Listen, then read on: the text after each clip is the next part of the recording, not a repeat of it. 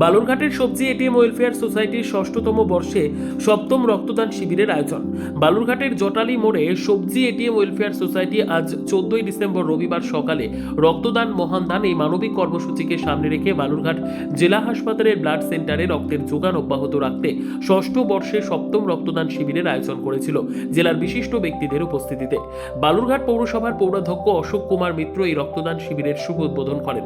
একজন মহিলা সহ মোট ৩১ জন রক্তদাতা রক্তদান করেন এই শিবিরে। ৯ জন নতুন রক্তদাতা এখানে আজ প্রথম রক্তদান করেন।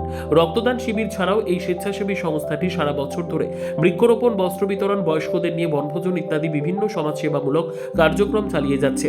করোনাকালে লকডাউন চলাকালীন এই সংস্থাটি দুস্থ ও অসহায় মানুষদের বিনামূল্যে দিনের পর দিন সবজি ও খাবার জুগিয়ে গেছে। সবজি এটিএম ওয়েলফেয়ার সোসাইটি লকডাউন পিরিয়ডে মানুষের পাশে থাকার অঙ্গীকার নিয়ে পথ চলা শুরু করেছিল। আজও পথ চলছে। নানা রকম সামাজিক কাজকর্মের মধ্যে সবজি এটিএম আবদ্ধ। আজকে আমাদের রক্তদান কর্মসূচি চলছে।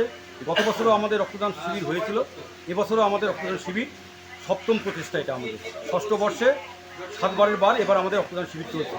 আমরা সাধারণ মানুষের কাছে এই আহ্বান রাখছি সোসাইটির পক্ষ থেকে যে রক্তদানে অহেতুক অনীহা নয় এবং রক্তদানে ভয় পাওয়ার কোনো বিষয় নেই।